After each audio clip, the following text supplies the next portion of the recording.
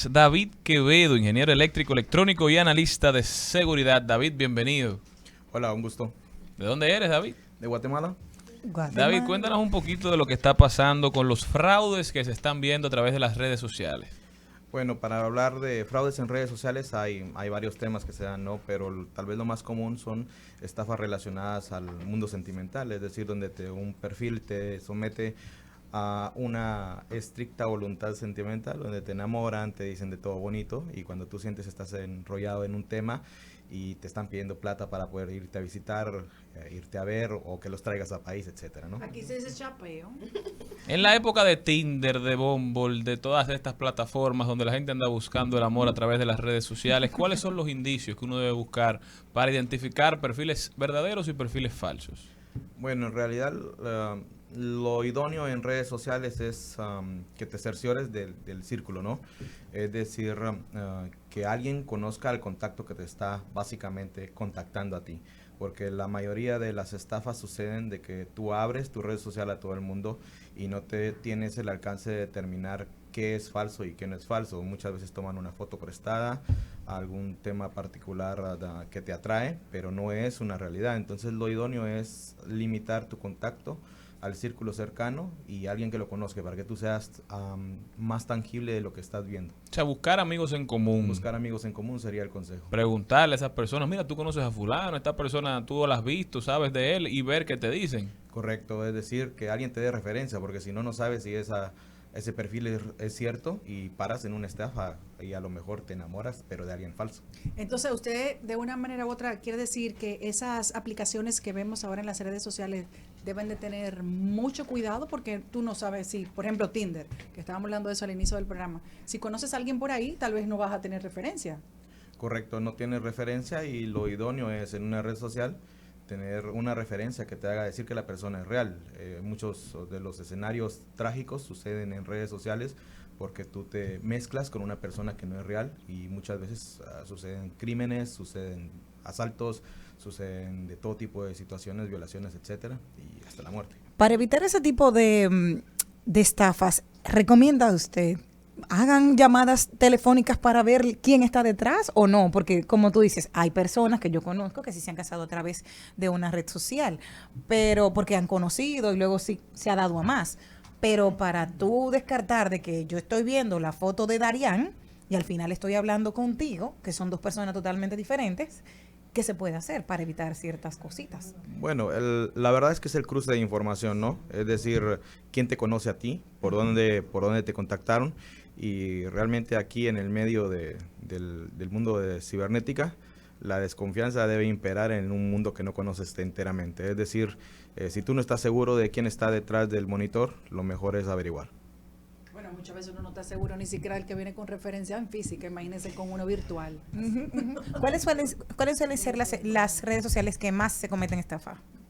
Bueno, por la De cantidad eso de amor usuarios, y de cosas así. Facebook podría ser una de las redes por excelencia donde hay más usuarios, pero obviamente se ve en todo tipo de nivel, es decir. Aunque se hablaba de que Facebook tenía una población envejeciente. O sea, no es lo común. Es más fácil Instagram. Eso te iba a preguntar, de edad de la víctima. ¿Cuál es la más, en qué edad de las mujeres o los hombres están más, digamos, son más propensos a ser estafados de esta forma?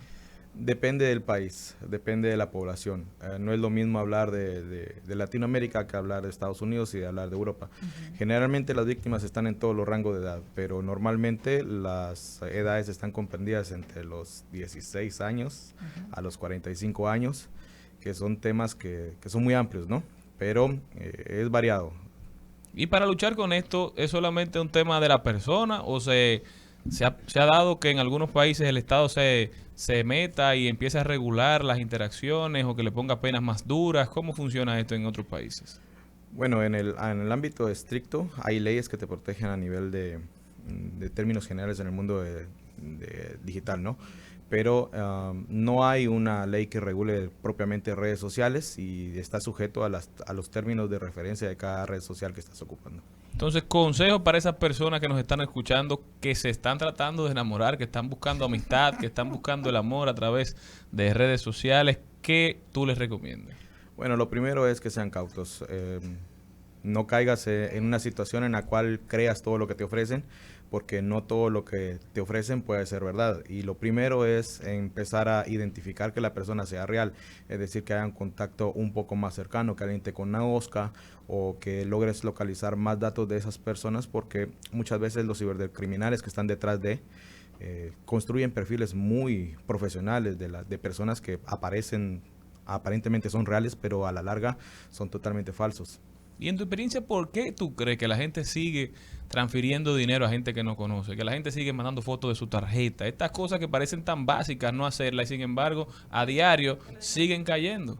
Bueno, en general es un tema cultural, ¿no? Es un tema educacional. Lo idóneo es empezarse a educar culturalmente en el tema de ciberseguridad y empezar a educar a la población en general. Lamentablemente, en toda la región latinoamericana tú ves este tipo de comportamientos donde las personas te dan tu tarjeta, donde las personas te piden dinero por redes sociales, pero realmente es un tema cultural y se va a solventar únicamente educando a la población en general. David, hemos visto un incremento en estafas a través de WhatsApp, sobre todo que dicen que son personas que desde la cárcel toman tu perfil y te lo hacen. Esto en República Dominicana se está replicando, un ejemplo en Guatemala o en otros países que tú has estado haciendo un mapeo, ¿se ven ese tipo también de situaciones tanto como están en incremento aquí en República Dominicana? Sí, de hecho ocurre en todos los países, ¿no? En Guatemala, por ejemplo, existe el tema de extorsión desde las cárceles también, pero estás hablando de un tema de que agarran tus números telefónicos al azar, empiezan a decirte datos que a lo mejor coinciden y hay datos que no coinciden. Hay personas que por verse extorsionadas comparten datos tuyos y el cibercriminal tiene más datos tuyos para poderte extorsionar.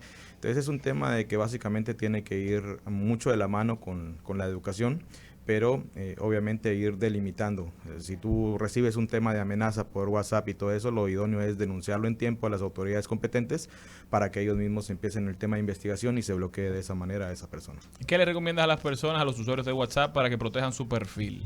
Bueno, lo idóneo en el tema de perfil de WhatsApp es habilitar doble factor de autenticación. Puedes habilitar el doble factor en el tema de WhatsApp y mantenerlo lo más cerrado posible. Es decir, si tú no conoces a la persona que te está escribiendo, mantener una certera comunicación con alguien que conoces es lo primero. Es decir, si la persona no la conoces, identificar quién está detrás de, porque muchas veces te dicen, hey, soy fulanito, pero ¿y qué te dice que ese fulanito es el fulanito y no el otro fulanito?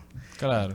Ese tipo de cosas. Muchísimas gracias a David Quevedo por haber estado con nosotros, sumamente brillante. ¿Cómo puede la gente continuar esta conversación contigo?